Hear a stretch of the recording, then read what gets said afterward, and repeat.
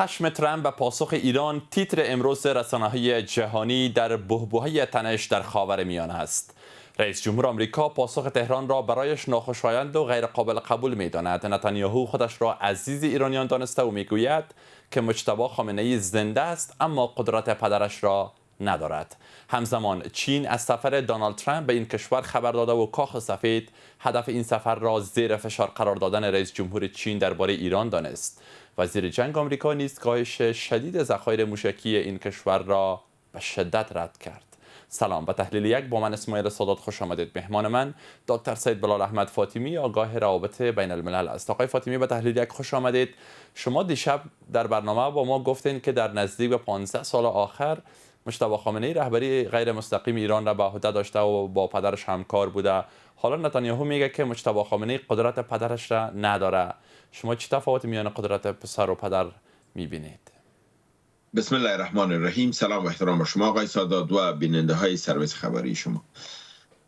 ایره که دونالد ترامپ میگه که قدرت صلاحیت نداره، بدانین که حتما کار نتانیاهو البته آقای فاطمی. بله. خب اگر نتانیاهو گپ زده یا دونالد ترامپ بزنه گپ، هر کدام شردوش یکی هستن، فرق در اسمایشان نیست و در کردارشان هم. بنان ایره بدانین که حتما مجتبی خامنه‌ای کار را کرده که اونا ضربی شدیدن ای گپ میزنن، چرا که اونا از سوی قصدی گپ میزنن. اونا میخوان که اختلافات در بین نظام باشه، فاصله ها باشه و طوری نشان بدن که نظام ورشکسته است و در اونجا اختلاف، در حالی که اختلاف وجود نداره، هم سیاسیون و هم نظامیون. کلگی چیزی را که برتری را که مجتبی خامنه‌ای داره او است که مجتبی خامنه‌ای در دورانی که پدرش زعیم روحانی کشور بود، این مسئول بخش سپاه پاسداران بوده. یعنی تمام مراوده های سپاه پاسداران با پدرش به ذریعه مجتبی خامنه‌ای صورت گرفته. الان شما فکر کنین که خودش که زعیم است، این ارتباطات چقدر قوی تر است. بنان در اینجا شک نیست. دیگه ای است که در مسائل سیاسی با تمام سیاسیون روابط بسیار نزدیک داشته در دوران پدر خود. در لحاظ مذهبی با تمام روحانیون روابط بسیار نزدیک داشته. جایی که پدر از اینا رفتن نمیتونست، به نمایندگی از پدر خود مجتبی خامنه‌ای میرفت، صحبت میکرد، مسائل حل میکرد و روحانیون و اینا را به حساب خوش نگاه میکرد. بنان من فکر میکنم کسی که در این موقف قرار داشته باشه و این رقم یک رول مثبت در طول 15 سال و 20 سال گذشته انجام داده باشه و فعلا نسبت به پدر جوانتر هم است. یک نقطه دیگر هم باید چیز کنیم که دیروز در زیر امی برنامه‌ای که ما شما کرده بودیم، یکی از برادرها کامنت نوشته کرده بودن که مجتبی خامنه‌ای در وقت تولد نشده بوده، تو چرا ایرایی در وقت طفل بوده.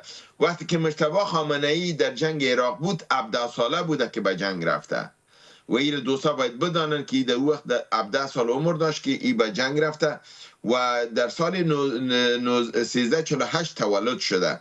بنان اینا عمرشان عمیق بوده که به حساب جوان بودن، با احساس بودن و به عسکری رفتن. همین اشتباهی را که دوستا کردن باید برن سوانیشان ببینن. دیگه از این بابت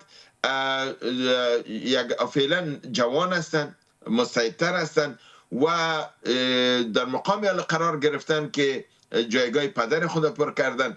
بنان او روابط را که قبلا داشته او روابط آل است و از همین بابت ما گفته میتونیم که مجتبی خامنه‌ای اگر از پدر خود که قوی تر نباشه ضعیف نیست.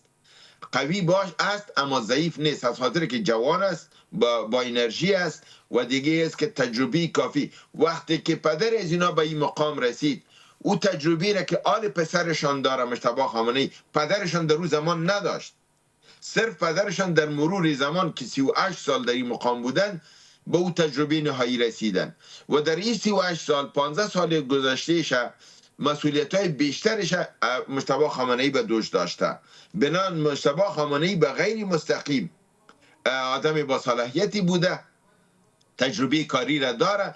این مقام به حساب به غیر مستقیم تجربه کرده و آل از اونمو تجارب کار میگیره و دشمن از این حراس داره که اقدامات را که میگیره، تصامیمی را که میگیره نسبت به علی خامنه‌ای جدیتر است. چرا وقتی که شما عمرتان زیاد میشه در وجود شما نرمش بیشتر میه نسبت به تشدد. وقتی که شما جوان می باشین احساساتی و تشدد بیشتر می باشه.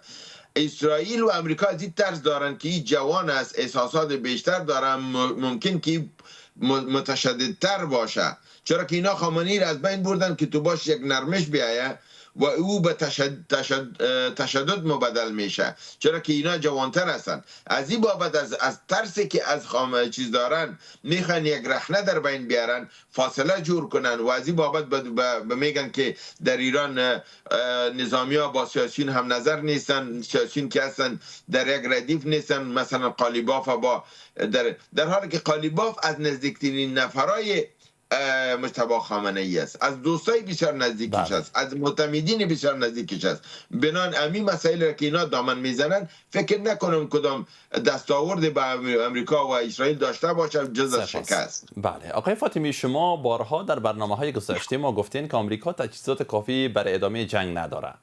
اینا چندین بار شما تکرار کردین، اما می‌بینیم که این مورد از سوی وزیر جنگ آمریکا رد میشه. اخیراً رد کرده پت هگزت.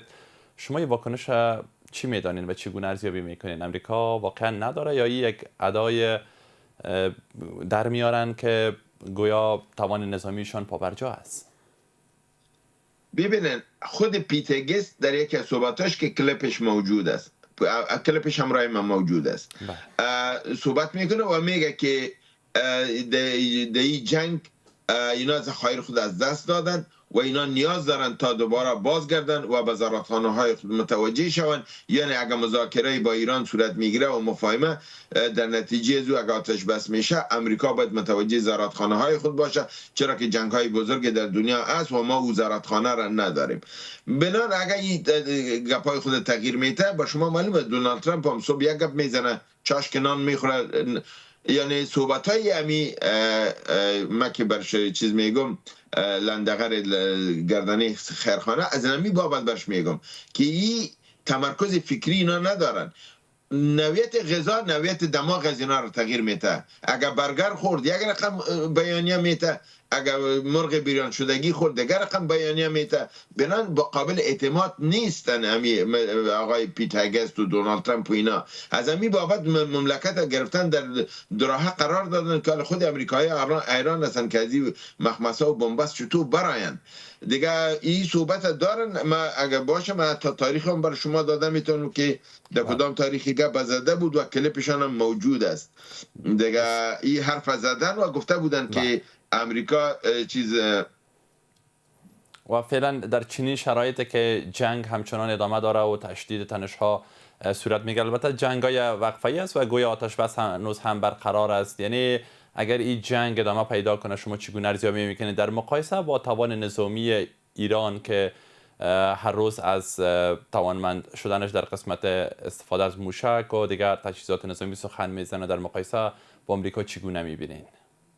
خب شما میدونم در این مورد من چندین برنامه صحبت کردم. آتش شکستن به حساب آتش بس شکستن امریکا مثل است که بعضی افراد که روزه میگیرن باز به یک لقمه دو لقمه میخورن، میگه با یک لقمه و دو لقمه روزه میشکنه یا نمیشکنه.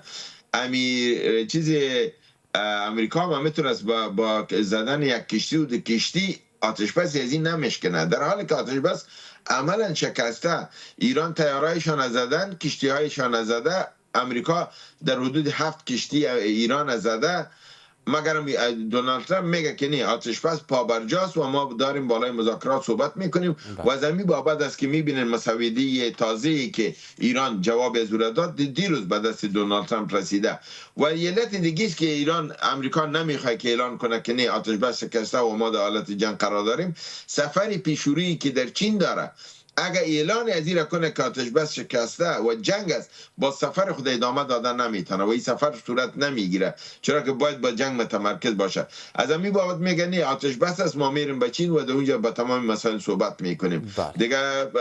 به این لحاظ اونا حالی میگن که نه آتش بس است، اما در این حال جنگ هم ادامه داره و مذاکرات هم ادامه داره، چرا که ارسال جواب پیشنهاد قبلی امریکا این نشان میده که مراوده ها تبادله میشه و صحبت ها در عقب پرده ادامه داره. سپاس آقای فاطمی. اشاره داشته باشیم به سفر ترامپ به چین. کاخ سفید گفته که ترامپ به خاطر زیر فشار قرار دادن رئیس جمهور چین به پکن میره. چین چه نقشه و چه تاثیر بر جمهوری اسلامی داره به نظرتان؟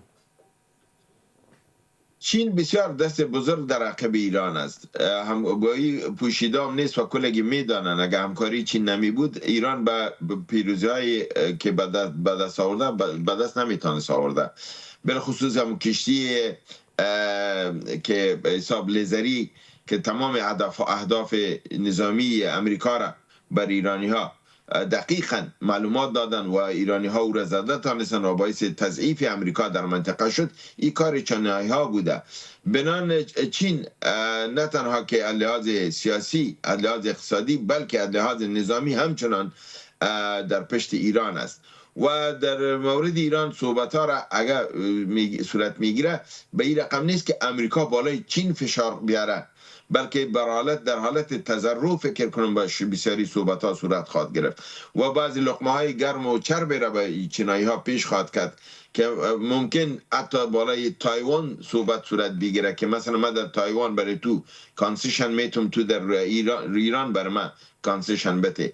اما ما فکر میکنم اگر این کار صورت بگیره و امریکایی پیشنهاد کنه این امو تلک موشه که با پنیر چرب روغنی بر موش مانده میشه از او چیزی بیش نخواهد بود و فکر نکنم که چین در این دام من حیث موش گیر بیاید. چرا چین موش نیست، حتما گربه است و او متوجه موش است و در این موش فکر کنم که خود دونالد ترامپ است. از این بابت ما فکر نکنم که چین در این تلک خدا بیندازه و یا به قیمت تایوان مسئله ایران معامله کنه، چرا که سقوط ایران به دامن امریکا سقوط از این منطقه جهان آسیا به دست اسرائیل و امریکا است و سقوط از این منطقه سقوط چین و روسیه است. از این بابت معامله را که بر سر اوکراین و سوریه کردن که یک معامله ناکام بود و منطقه را از دست دادن و حال پشیمان هستند، فکر نکنم تکرار از این غلطی را دوباره چین و روسیه انجام بده. بسیار تشکر دکتر سید بلال احمد فاطمی، آگاه روابط بین الملل، از حضورتان در تحلیل یک امشب ما. جان سپاس که دعوت کردید. سپاس. و به همین ترتیب میرسیم به پایان تحلیل یک. وقت بر شما خوش. خدا نگهدار.